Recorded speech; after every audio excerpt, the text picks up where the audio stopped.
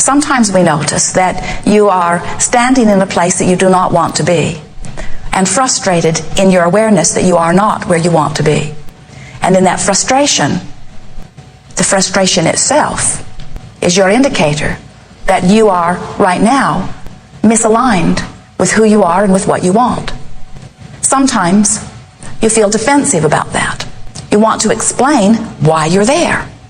And we say, a little bit of that can be helpful because that could put you in step one. In other words, the more you chew on what you don't want, the more clearly you know what you do want. And so when you are in that uncomfortable place, you are certainly applying step one all over the place. But we would encourage that you spend less time in step one and more time in step three.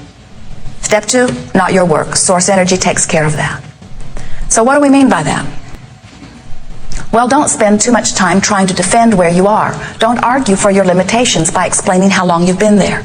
Sometimes people come to the hot seat and they want to talk about an issue. And we say, we'll hear you briefly, but we really don't want to spend very much time talking about your issue, because when we talk about your issue, what we do is keep activated the vibration that you've already been practicing.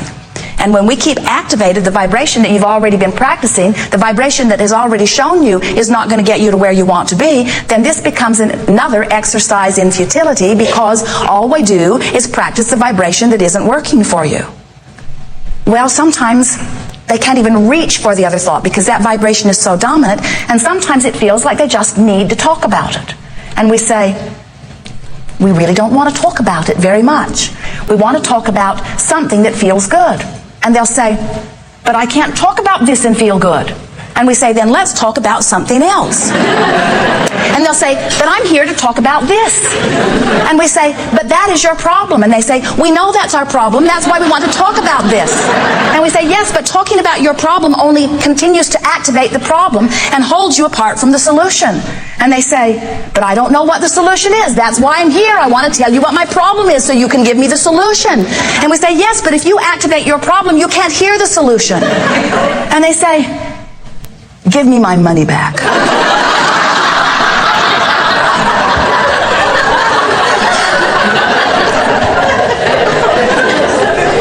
We have a new process that we're offering called virtual reality. You spend 30 seconds there, and you pretend like you're a director of a movie where you get to choose the setting, you get to choose where it's happening, you get to choose the time of year, you get to pick your favorite place, your favorite time of year, your favorite time of day, your favorite sun in the sky, your favorite air upon your skin, which will induce your favorite mood. And then you get to choose your favorite people that are there, maybe it's only you, and you get to choose your favorite thing to say. Sometimes it is better that way. The idea of it is to get in, feel good, get out. As Esther began playing the game, she understood our motive, because she recognizes that even as good feeling as she usually is, that she has some beliefs that she's carried around all of her life that still are dominant within her vibration, beliefs that do not serve her. And as she feels some of them surface from time to time, and as she listens to so many of you talking about things that have happened to you before, and she realizes the struggle that you are in, she said to us one day, Abraham, I can damn well choose which vibration is dominant within me. And we said, well, we had hoped it would feel more positive to you. But it is a good first step, because you certainly can choose, and it takes that sort of determination. I'm going to choose which vibrations are dominant. But many times you are not prepared to choose. In other words, when you get focused upon a subject, something causes it to activate within your experience. It activates right where it usually activates. And sometimes there's already enough momentum going with it that you just can't find a thought that is different from it. That's why you keep practicing the same thought. So this game of virtual reality is a game for one reason only. It's only for you to practice choosing thoughts and making them dominant. It's really more about you showing yourself that you can take a thought, a simple thought, focus on it, make it dominant, so that you gain confidence enough that you can then begin to take some of those other beliefs that are hindering you and gently modify them. Because if there is something missing from your life right now, you've got to change some vibration. If there's something in your experience right now that you don't want, you've got to change some vibration. You cannot continue to bip along in the habitual pattern of offering thought and have anything in your experience change. You've got to change it. Esther took 10 years of piano lessons when she was a little girl. Well, she was little when she started. And she did 100% of her practicing at the lesson. She had a very nice piano teacher. They enjoyed each other very much. They always had a good time, a half an hour a week. And as a result, Esther can play a pretty nice tune. But we want you to practice more than at the lesson. We want you every day, if you are really serious about changing your vibration, we want you to begin to play this game of virtual reality several times every day until before you know it, you will be able to choose which vibrations you want to make dominant. Never again was something that happened when you were 3 or 5 or 20 or 30 or 40 or 50 or 60, something else that happened that was so dominant that it caused you to offer a vibration.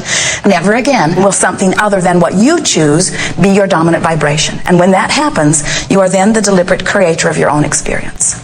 Because it turns out, creating is really about letting in what you've already easily chosen as you have moved through the contrast of your time-space reality. It's not so much about goal setting. The goal setting happens. It's about aligning to your own goal. Good. We are eager to visit with you about anything that is important to you. It will be a very nice unfolding here. Many of you have been hearing us, and others. You are powerful in your creating, and you have come to play with us on the leading edge. And we are prepared, along with you, to take thought beyond that which it has been before. It's always delicious to come across an obvious new idea. It is so exhilarating to be right there chewing on something and all of a sudden have the next logical step that has never been understood before appear right before you and to feel you right there with it. You are powerful creators. You are not regurgitators at all. You said, I want to come forth into this time-space reality and I want to feel the exhilaration of my purpose and my focus. And together with others, I will take thought beyond that which it has been before. You said, I'll pay attention to the way I feel because I have this guidance within me that lets me know my vibrational harmony. I can feel when I'm in alignment with who I really am, and I can feel when I'm not. So as the new ideas are born, I will literally mold them by feeling and thinking, thinking and feeling, thinking and feeling, thinking and feeling, thinking and feeling. I will project a thought and then I will feel it into place. I will project a thought and then I will feel it into place. And gently, I will enjoy my expansion. Your dominant quest for all of eternity, and certainly that which you held before you made the intention to come forth into this physical body, was to feel good. Joy was your quest, because you knew if you were feeling for that resonance of joy, then you were feeling for your guiding light. You were feeling for your alignment with who you really are. And you knew that this physical time-space reality, this earth frontier, this uncharted territory, this expansive place, the leading edge of all that is, you knew that it would provide for you endless stimulation of thought. And you knew that sometimes you would get into a thought that you didn't understand. You knew that you would be out there like an explorer or a pioneer on the leading edge, and you did not feel one bit worried because you knew you had a compass within you that would help you to know the perfection of your choices.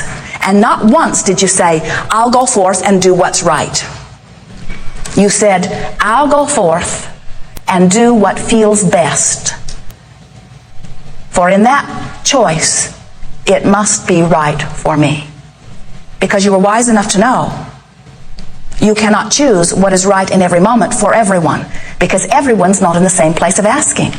The same answer can't answer all of the questions. There are different questions. And what comes forth for you is always appropriate in the moment. We just want you to begin to trust the way you feel, because that's the only way you will ever know what is right for you. If you let someone from the outside guide you, they might be guiding you to what's right for them. You hear it sometimes when they say, you selfish pig. Don't do what you want to do. Do what I want you to do. That's an example of that. You need to do what's right. and it will please me when you do it. And we say, wrong answer. Sometimes it's fun to please them. Pleasing them sometimes feels good. But if you reach this place where you are reaching to please them and they are out of sync with Source, then pleasing them cannot possibly please you. If you have someone dominant in your experience who's tuned in, tapped in, turned on, and they are holding you as their object of attention, and in their adoring of you, you reach to do what would make them feel good, you're in good hands because they're in alignment with Source. And as you reach to please them and do, then you've pleased Source. We'd rather that you do it because it feels good to you. And in truth, we think that that is usually what happens. But if you are trying to please someone who's not connected to Source, you get more and more and more and more and more out of balance. And so, rather than trying to determine whether they are or whether they aren't or whether they are or whether they aren't, because it comes and goes with everyone, just pay attention to the way you feel, and then your compass is steady. And you're always on a joyful path. On a joyous path to what? On a joyous path to more joyous path. But where does it lead? To more joyous path. But what's at the end of this path? More joyous path. But what am I doing it for? Joy. But where will it end? It won't.